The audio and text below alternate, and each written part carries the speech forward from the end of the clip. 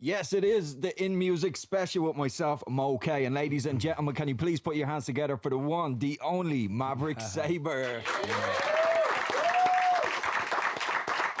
Good to see you, bro.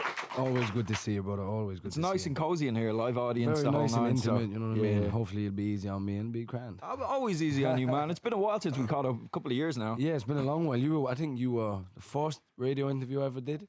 Yeah, that could be true. Ever. Yeah. Look Back at you when- now, back killing when I was it. young spruce. We've come a long way, man. No, I it's know been you a good about 10 years now.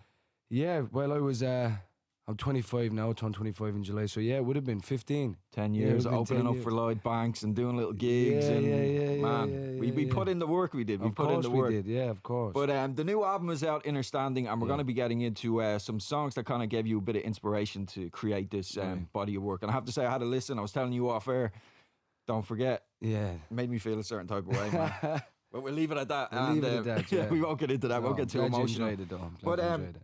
so we're going to get into the first track that you've chosen, Benny King, Stand By Me, Yeah. who sadly passed away this year. Sadly, yeah, rest in peace, Benny King.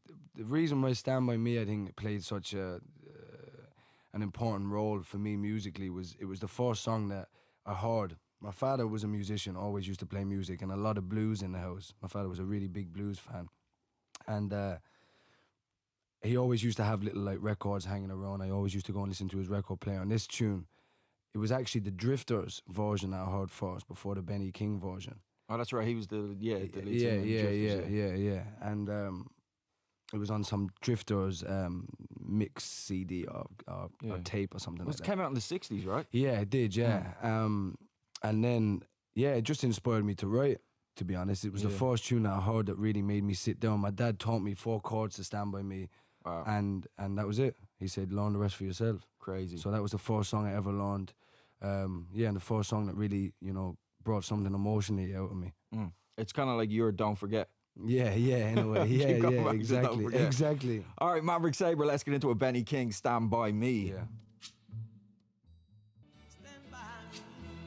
Stand by. Yes, there we go. Benny King, Stand By Me, chosen by Maverick Sabre. It's the In Music special, and getting into some tracks that kind of influenced the main man to create Innerstanding. Yeah. That's definitely one of them. The movie River Phoenix and all that. Of course, one of my most favorite movies. Classic, and so even classic. that movie itself is quite touching. And brings something out of everyone who watches it as well. So it's the song. It's a reflection of the song as well. Yeah, big time. And I was kind of surprised when I seen this choice. Now I have to lie because the Beach Boys, Barbara Ann. Hey, do you know what?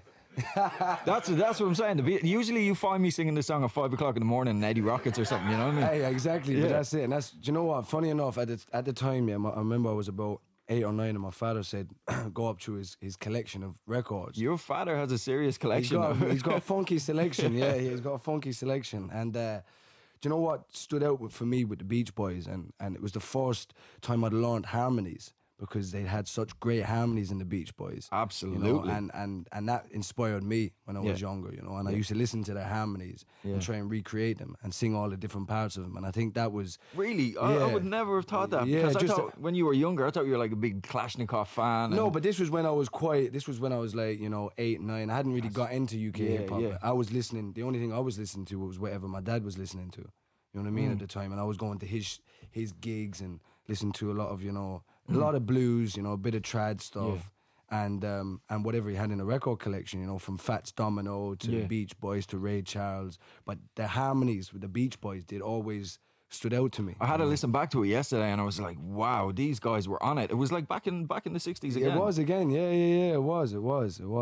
So we're going to get into this now. The Beach Boys, Yes. Barbara Ann, chosen by Maverick Sabre in Me Music guilty Special. pleasure, right?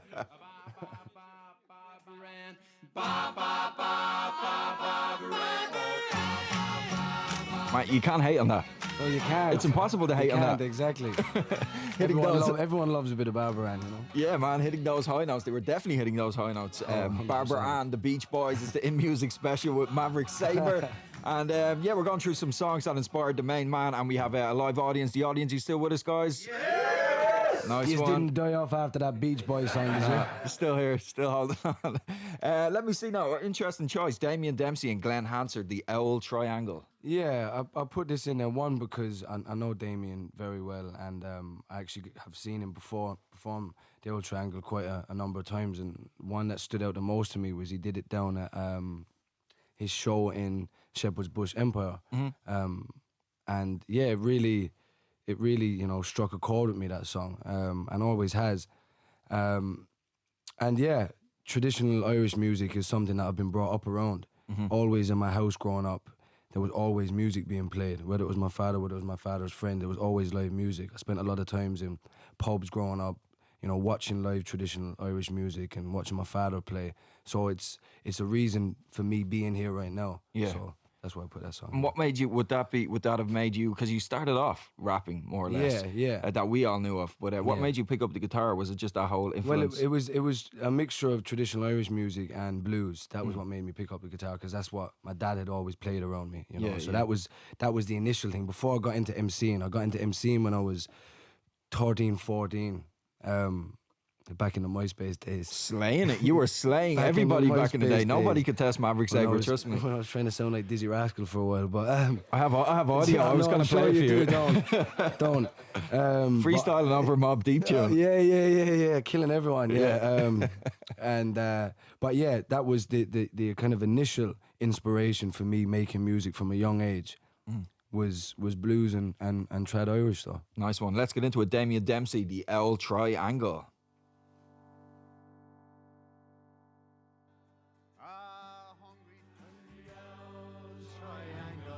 Ah, yes, there we go. The Owl Triangle. Damien Dempsey, Glenn Hansard, chosen by Mr. Maverick Sabre. We're talking about all the music that influenced Mav over the years that brought him to this stage to create the new album, Innerstanding. And if you don't have that album yet, you need to go and get it. Trust me, it's Please do. Yeah. my favorite song off the album is Don't Forget. Right. It's the third time I've said Third that. time you've said that's all right. Nah, Might be a tear shed tonight, will there? When you play it? quite possibly after a few Cool. beers, you know. Yeah, as long as you keep your tears up. To the Oh, balcony. okay. I will. Yeah, not forgetting Mav is headlining at the Academy tonight, so you're Yeah. looking forward to that. Yeah, very much so. Very It's much the so. hometown show. Always, and you know what? Every tour we've ever done where we've played Dublin, Dublin's always been for some reason right at the start of the tour. So I've never been able to fully enjoy it as at the last show. So yeah, we did we did London on, was it Thursday? Yeah, Thursday. My guitars can't remember. We did London on Thursday, and yeah, it's How was good to- London? Yeah, London was great. Yeah, Nice it was one. beautiful. Yeah, we did it. Played Kentish Town Forum, and it was a great crowd, nice energy, and yeah, I'm just glad now. I'm excited to do tonight. Yeah, it's gonna be serious. You got Yeah, all the fam I've coming got in. family. I've got Irish people from London flying over for it as well. Wow. So yeah, it's Session. gonna be a really beautiful night. Nice one. And yeah, as I said, we're talking in music with Maverick Sabre, and another choice here that Mav has gone with, Bob Marley, Redemption Song. Yeah. Like, I mean, it's phenomenal. Yeah, I think why I put this on the list was my mum and dad have always always brought me up with a political and socially aware mindset and outlook on the world. And I think Bob Marley alongside Tupac were probably the two influences quite young on, where I actually heard stories being told and I was learning lessons. you It's know. crazy, like, you know, when you go over to your friend's house when you were younger, always the older brother had either Bob Marley posters That's exactly or how I Tupac found posters. Bob Marley. It was from older Yeah, brothers of yeah. other people. And like copied CDs in school and Tupac tapes in the sheds in Wexford and stuff Yeah, like that. you got to get the tapes and the tissue in the top to, yeah, you know, yeah, that stuff. yeah. Turn it down so the mother in the house doesn't hear the swearing and Exactly. The struggle was real, man. These struggle kids was these days real, don't yeah, know. struggle. We went through it. Trust me, yeah. So yeah, that's, and I feel like, it's a musician. Now I can't speak for every musician because everyone's got their own path in life, Yeah. But I think it's a musician's duty to speak of the times, and if you're not, then I think you're wasting a blessing that we've been given to connect to people. And Bob Marley was an artist that always spoke of the times. He obviously, reflected on love and other things, but his main thing was reflecting people and what the times were going through, the struggle people were going through, and I think that's what music is there to serve. Yeah, would that have inspired We Don't Want to Be? Yeah, of course. Yeah, of course it would have. Anything, you know, socially aware, any reflection of the time on society of an injustice that I feel like, whether it's from the first album to this, it's all been inspired by that. Yeah, and it was great to see you do that as well, man. And We Don't Want to Be, you know, because not many artists as well, especially young men, would have the guts to do something like that. So well, I think I think, you know, and I'm glad that, you know, my brother Joy was able to get involved in it, because he's feels and thinks the same way, you know. And I was glad that the director Drew Cox, who did the video, you know, did a great job on it. Absolutely. And really represented the lyrics and the message behind the song. And you know, it may not be the easiest song for certain people to digest, because of the topic of it and because of the times and what mainstream music, you know, is now. But you know, things need to be said. So. Yeah, exactly. And it's one of those like redemption songs that will last forever and always will have a meaning. So let's get into a Bob Marley redemption song chosen by Maverick Sabre.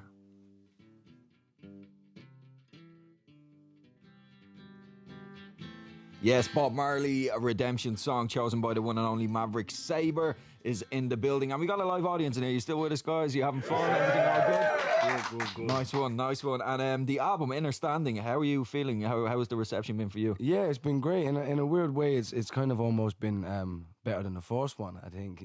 The response immediately from it.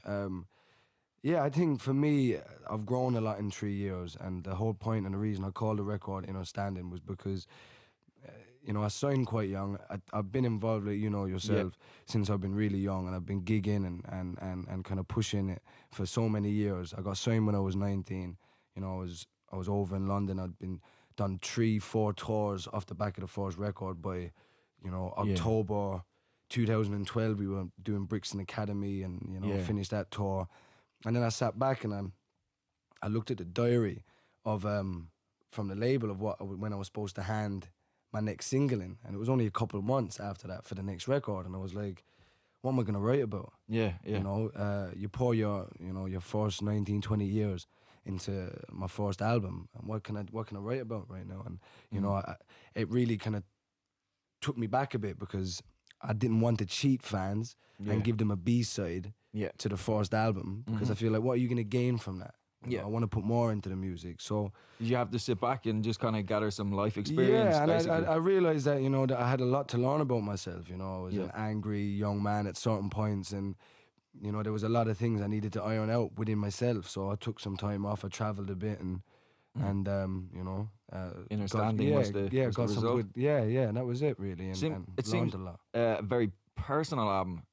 If it I'm is, correct. Well, it was because I was looking inward, and it was the first time I was ever really able to write with a positive reflection on things. You know, I always said before this album, oh no, I'm never going to be able to write a happy tune. That's not what I'm about. Well, you certainly did that on this album. I certainly did that. Definitely did. And I was able to reflect on situations with more of a light at the end of the tunnel, rather than wallowing in certain memories. You know? Yeah, and another song that made me feel a certain type of way, the tune dedicated. I want to know what this certain type of way is, because I'm getting on edge here. Like, you have to go and listen to the music. The song dedicated to your mother. Yeah. Sheesh. Yeah, no, it's something that I've wanted to write for a long while. And I think, especially in society right now, I don't think, you know, mothers and women in general get enough appreciation and enough care and love, you know, in society in general. Absolutely. So, that was kind of my moment to show appreciation to my mum. You know? Nice one. And right now we got something special. Mav is gonna perform. You want to tell us what you're gonna perform? Yeah, I'm going to perform a song that really touched me when I first heard it, and I love this woman's voice. It's Adele, Hello. Nice one. Maverick Sabre, it's in music with Mo K, and make some noise, people. Mav, and this is Adele cover.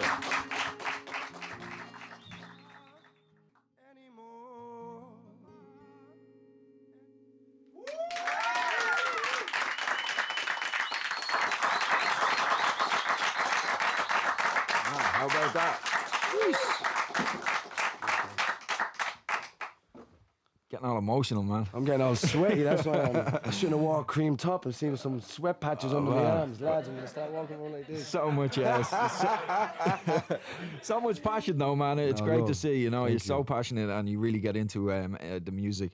Is that a song that you wish you would have wrote? Adele, hello? No, I never wish I'd ever written anyone else's song, but it's nice that you know you can delve into someone else's song that they've written in their own emotional plays about something specific to them, and you can feel it. You know, I think that's the power of a great song. Yeah, you kind of made it, if you don't mind me saying, kind of like a traditional Irish That's kind of what ballad, trad ballad. that's what I wanted to do with it. You know, that's what I really. When I first heard it, I always had that idea in my head to do with it. You know, so. You definitely executed that. But it's in music. Maverick Sabre, Moke, live audience in the building, and Maverick is picking out tunes that would have inspired this new album, Innerstanding, and we're gonna get into some Tupac next and Changes. Of course, man.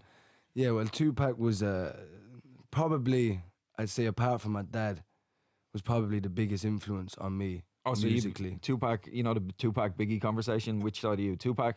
I'm a Tupac. Do you know what? I had this conversation with someone about, I think it was yesterday, the day before. I love Tupac. Recently now, I'm getting slightly more into Biggie, but Tupac for me, it's a difference. I think as an MC, no one can touch Biggie for his flow, for the vibes of the tune. But as an artist, as a musician, what he represented, what really touches me, no one can touch Tupac. Yeah, I mean, you know? Dear Mama, Keep Your Head Up, you know. Of course. Biggie, I don't think Biggie was releasing tunes like that. No. Back in the day. No. But yeah, Tupac for me as well would have been a big influence. I remember when I was younger, my mum gave me €100, I think it was like €100 or £100 to go in and get confirmation clothes. And I went in and I bought every single Tupac album. And then I came home with the Tupac album. Did you go to confirmation in your school uniform then? Did you? She was nice enough. Glad I was grounded for like 2 months, but at least she had something to listen to while you were grounded. Exactly. She let me listen to the Tupac albums. I got a Confo outfit back in the day. Yeah, she was nice to do that. But Tupac, man, changes. So we're gonna get into this now. Maverick Sabre. It's in music.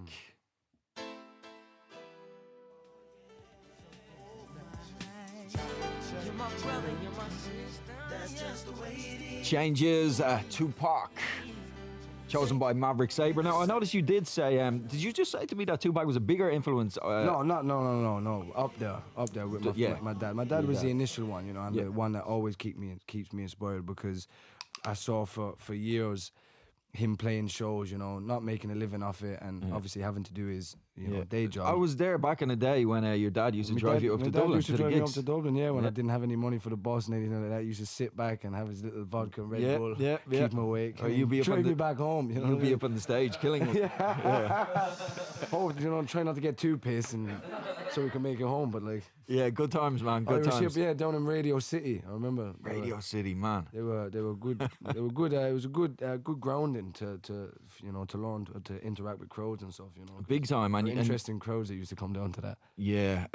What were the shows that we did? We did a load of shows together. We did the game. We supported the game. The game. Lloyd Banks. I think, did we do a G Unit show? Yeah, it could have been a G Unit. We did the Plan B show. Plan B, yeah. And Khalees, were you at Khalees? Was it Khalees? We might have done Khalees as well. I can't remember. One of the shows was interesting, the tracksuit story. Do you remember that? When you wore a... Oh, yeah. Because obviously... Because when growing up, one thing that was a big thing was, and you know, it took me a long way. To be honest, until I actually moved to London, it was when I really found myself. Because for a while, you know, I was an English kid. Had a little bit of an English accent for moving over in a small town in New Ross in County Wexford. You know, so I always used to like getting into fights when I was younger, and so I used to, you know, put an England tracksuit on to that really got you into a fight. You know? I thought, well, if I'm going to be English, I might as well be fully it. Do you know what I mean? Yeah. You know, and there was a lot, because my mum was English, my father was Irish, so there was always a conflict in the house of how I talked. Oh, you sound too Irish. You sound too English. You know what I mean? So that had a massive impact on me growing up, and you know, and music was one of the things that really made me find myself. And it wasn't until I came over to London and I took some time away from everything that I really, you know, found myself. Found yourself, proud of my heritage, proud of my accent, and not trying to be anything. You know? But was it Lloyd Banks and the Ambassador? It was the roughest G Unit. This is when G Unit was. This was when you had everyone from every small town in the country coming up to see G Unit. Come up to see Lloyd Banks. And then I came up, I had irritable bowel syndrome when I was young, and I'm pretty sure I told me school I had a bout of diarrhea, and I said, I've got bout of diarrhea, I need to go home. I ended up getting the bus up to Dublin to do this show, and remember I got a new fresh pair of trainers for like 20 quid and sports. Yeah, whatever. you were fresh. And the only thing I had, because all I had was my school uniform, one pair of jeans, a jumper, and then it was a tracksuit. So I thought, look, this is a new smooth tracksuit. No, the tracksuit was an England football tracksuit. Yeah, it's the official. The official one, which at the time I was young, I didn't realise, what I was stepping myself into. And I didn't have the jacket on. I only had the pants, so I had the small crest there. Yeah, and I was amazed that they noticed it that quick. So for the whole set, I was like, right, let me twist my body to the left-hand side. So I'm performing this whole set thinking, yeah, I'm killing it right now. Next minute, I don't know someone got wind of it, and it was like, it passed round. Yeah, it was so quick. I was like, what's going on? Why are they being so rude to me? I was screaming, oh, yeah, get up there. So I stopped it, and I tried to, at the time I was young, I didn't know much. All I heard was something I was trying to make some politically, unifying speech. It didn't go down well, and I think I did one tune, I was like, right, I think I need to head up here now. Nice show, thanks, lads. Yeah. See you next time. Well, listen, you live and learn, man. You live and learn. There are moments that really, I look back and, at the time, obviously, I was like, Jesus. But you look back and it makes you grow, especially as a performer. If you can, deal with something like that, then, and a lot of people wouldn't come out of that, it's you're getting booed by all them G-Unit fans, man. Yeah, of course, yeah. It was definitely an enjoyable experience. How are you finding the Irish, you came up in the urban music scene in Ireland. How do you find it right now? I mean, looking around at all the different artists that are doing their thing, anyone that is exciting I think, you? there's the little dialects, Costello and GI, who I always look out for, that are always doing their thing. Correct Minds that came into Sons Phonetic and Correct Minds, yeah. Correct Minds, they was first ever show, was with Correct Minds, and when I was 14, 15 in Tremor with Lunatic and For Real. It seems that everybody that was around when we were coming up, they're still doing their thing. They're still around. Yeah, there is. It just seems that the scene hasn't. I don't want to compare it to the UK grime scene, but we need that. We need that. But then you look at the UK grime scene, and only recently has it come into its own in a mainstream sense in the UK. You know what I mean? For a long while, it was an underground scene that only London knew, a couple of people in Birmingham knew, and now it's almost like I was in Detroit a while back, and I had some young lad coming up to me. I was talking to him, what music you listen to? Yeah, I'm banging out Skepta. I was like, in the middle of nowhere in Detroit, So I don't want to say Skepta came from nowhere, but he seems to be going pretty global. Skepta's been in this for a long while, though. 10 years, but I think we were talking earlier just about finding yourself. I know Skepta said that he had to go back to his roots to succeed because he was sick of making. Because he went through a lot of different changes. He was doing pop music at some points and dubstep but going back to the Irish scene, I would love to think that in time it will grow, and that when I come back in 5 years, that we'll have young 21, 22-year-old MCs headlining Olympia Academy, doing all the festivals, and going back to my hometown. But I've noticed it slowly. The scene, as in artists' success rate, might not be great. Yeah. But I've noticed the effect on young lads going back to my hometown. That when I was a kid, what, you're trying to be a rapper? What? Yeah, at all. What are you listening to that for? Yeah. And now I've got young lads coming up to me going, hey, I've got these 16 bars that I wrote. And a lot of people getting more used to hearing an Irish accent, talking about Irish issues on songs. That's what we need, to help our young people, is to have music that speaks about what they understand and what they're going through. So what better way to do it than through Irish hip-hop? So hopefully, as you said, the next 5 years will be interesting. Yeah. There's some people still making good waves. I know Reggie Snow supporting Madonna in Germany the other day somewhere. Yeah, because I know Reggie. He lives over in London. And he did his own headline show at Scala, I just can't get into the accent thing with Reggie, so I don't know if he's from the States. Is he really from Dublin? He doesn't represent Dublin, I think what I find, because look, myself, you have to understand, you understand as well as anyone, that even me growing up, when I first started, I wanted to sound like Dizzy. I remember speaking to someone on the phone, I think it was Dean Scurry, even when I was younger, and he rang me, and he'd only heard a couple of tunes I put up on MySpace.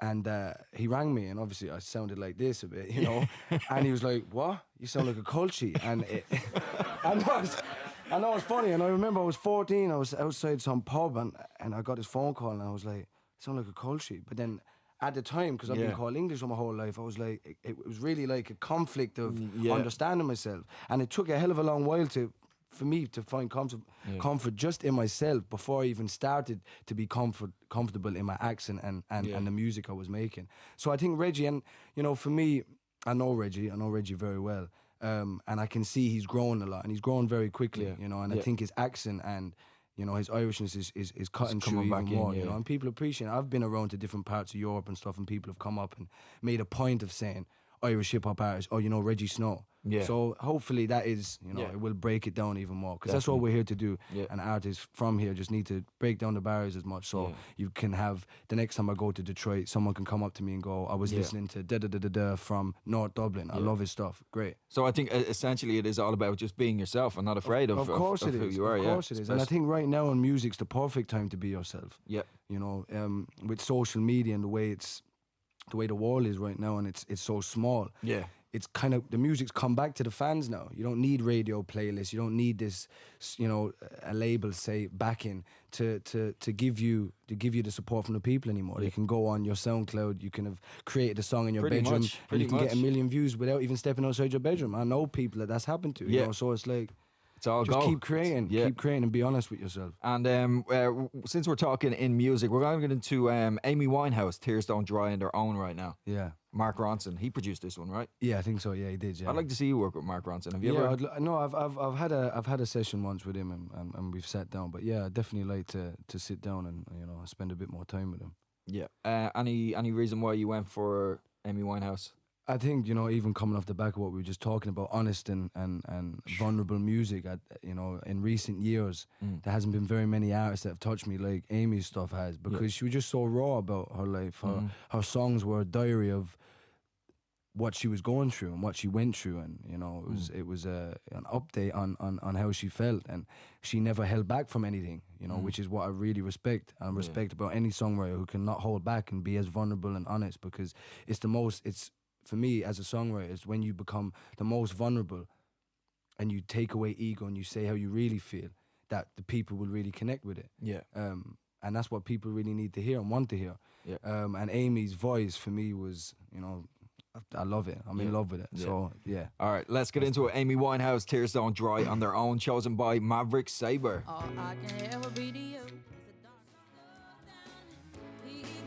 Oh man, so classic. Amy Winehouse, Tears Dry on Their Own. I'm hearing good things about the documentary that was made about Amy. I haven't seen it yet. But yeah, I went to the premiere of it a while back, and it was it's quite an intense movie. You know, the director did a great job at, you know, using her lyrics, which he always made a point of using her lyrics as the kind of the diary run through as the documentary told its story. Oh wow! But yeah, it's, you know, it makes you appreciate the quality of the music and the feeling behind it. But it's quite a sad piece. Yeah, yeah, you know, very sad piece. Let me see, the last song that Maverick has chosen for our In Music special, Kendrick Lamar and All Rights. Man, I watched the video for this the other day for the first time. I was blown away. Yeah, I could not believe it. It was. Yeah, one of the best music videos I've ever actually seen. Exactly. I think what Kendrick's doing right now is probably some of the most exciting stuff that's happened in hip-hop for a while. Some of his stuff goes over my head, to be honest with you. Like, I just find myself listening to it, and then I'm like, oh, I don't know what's going on here. I don't know what he's talking about. I can't pay attention for long because he's rapping. So I'm just like, okay, that was good. And then he's back off, and I'm like, wow, okay. He's a bit of a problem, but I don't really understand what he's talking about. Yeah, maybe you do. I think, you know, it was a brave step that he did with the To Pimp a Butterfly record, because he got a lot of jazz musicians involved, and it's quite a muso album in a sense. But I think the message behind it, and it's the first record that I've listened to in a while from start to finish, and can only really listen to it from start to finish. I like listening to it because it feels like a body of work. And, you know, visually what he's saying, what he represents, and especially in the current, you know, climate in America right now, I think this song means a hell of a lot. It does, and it kind of means a lot in a way towards young men, especially with mental health. Yeah. You know, it's like, you know, we're going to be... Which is something that's not discussed about at all, you know. Which is, a bit of a problem. It is a bit of a problem. It's a bit of a problem here. It's a bit of a problem in England. It's a bit of a problem worldwide. And I think that's one issue as men we've got to really hone in on and focus on. Like, you know, mental health is a massive problem amongst young men. And I think it's because we don't in society we're not allowed to express ourselves. Yeah, you know? yeah, Too soft. Or, you Yeah. know, or what? Because don't feel okay today. Yeah. You know, It there's kind of it gets brushed off as well, like, you know. Of course it does. You think of physical health. When you think of physical health, you always think of, you know, sports stars and you're the top mint condition. When you think of mental health, you think of just someone crazy. Yeah. You don't think of, you know, we've all got mental health issues, and that it's a growing thing, and it's something we need to learn, and it's something that should be in schools, and, you know, it's something that should be talked about. Yeah. We kind of brush it off to the side like it's a taboo subject, and I think that makes the situation even worse. I remember a situation where one of my friends committed suicide, and when we were at the church, I was expecting the priest to say something about it. There wasn't a word said. It was just kind of like, you know, not saying anything there. Same thing happened when I was about 13, I think 13 or 14. A young guy in my class committed suicide, and when we went to the church, on the day of the funeral, the priest said nothing about it again. And it's like, when you brush things under the carpet like that, exactly. what are you telling to the young boys that are at the funeral that might feel the same way? It needs to be said. Or what it's not spoken about. So what I can't speak about, I can't go into my dad and say I feel down, or I can't go to my friend and say I feel down, because I'm being taught that it's not something to be discussed. Yeah, and it definitely needs to change. I mean, with songs like this, with Kendrick Lamar, All Right, it's definitely a good sign anyway. So let's get into it right now. Kendrick Lamar, All Right, chosen by Maverick Sabre. Audience still in the building, yes? All right, let's do it. All right.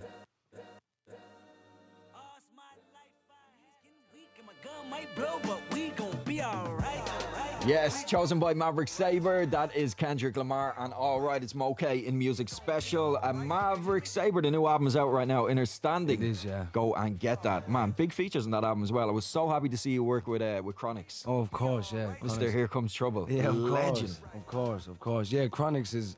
I kind of met Joey and Chronix around similar times. Oh, really? And it was both by chance, really. I'd heard Survival Tactics from Joey. Yeah. And he'd posted up some lyrics that I need on his Twitter, and someone rang me and said, "Oh, you know Joey Badass after posting up your lyrics." So I downloaded 1999 mixtape, and he'd actually used a couple of Lewis Parker beats on that I'd written over when I was like 14, 15. So gave him a little shout, we connected, and yeah, just became, you know, close friends. I came on and did I did On and On, which was on his record, at the Camden Roundhouse show in London the other day with him. And Chronix was a similar thing. Someone played me, DJ Semtex played me Chronix for the first time, and I said, "Look, I'd love to walk with him. Can you give him a shout?" And when he gave him a shout, he already was a fan. And when he first came, did his first London show, I was there. And when I went to Kingston and was. I've seen that. I follow you on Instagram. You were in the studio in Kingston with Chronix. with him and his family out there, and Steve McGregor, and it was, a lot of people are calling Chronix the modern day kind of Bob Marley. And I'm a massive Bob Marley fan, and I don't say it lightly, and it's I feel it's the truth. You know, there's a real resurgence of conscious roots reggae, big time. You know, with Protege. Protege. You know, there's loads Dre Island at the minute, and when you go over there's a real respect for them. Yeah. And they're only young lads as well at the minute, you know, but really bringing something positive through again, and the music is telling that story. Yeah, it's great to see. And feature wise on the album Innerstanding, you've got who else have we got on the album? It's not overloaded with features, but no, it's not. Well, Joey and Chronix are on the main one, but we've got 5 tunes on the deluxe, right. which we've got a Gorgon City tune, Soul Socket tune, and we've got 2 tunes that I did with Idris Elba and Mr. Hudson out in South Africa for another project. That was for the Nelson Mandela project? Yeah, it was me, Mandela, because Idris had obviously played Nelson Mandela in the movie, and he wanted to do an album with musicians he'd met out there and musicians he knew from home, to get across the story of what he learned when he was in South Africa, learning about the character and the history and the person, Nelson Mandela, you know. Wow. And kind of sat us down and told us loads of stories about what he learned, brought Mandela's grandkids in to tell us stories about, you know, the history of South Africa, their grandfather. And he was still ill in hospital at the time, so there was a kind of a weird energy in South Africa at the time. But beautiful at the same time, because we were hearing from so many different people's stories, and you know, we got shown around Johannesburg and all different parts of it, and it was one of the real learning curves for me in the last 3 years. That, you know, I took a lot what I learned from there and put it into the album. Sounds epic. We're gonna get into it. We're gonna end with a final song right now. You're gonna play us out with what are we going with now? Come Fly Away. Yeah, my most recent single, Come Fly Away. Nice one. Maverick Sabre, just want to thank you again for coming in, man, and I'll let you set up Always, and brother, do thank that you. in your own time. I just want to give some final thank yous. Big shout out to the audience for joining us today. His brand new album, Innerstanding, is out now. Make sure you cop that. Big shout out to Damien Chennells on sound, Bit of Rocc on visuals, Carl Mullan, Emma Monks, and Alan McQuillan for all the behind the scenes production, and to our producer Adam Fogarty. I'm okay. Hope you enjoyed the show. The play is out. Maverick Sabre, Come Fly Away.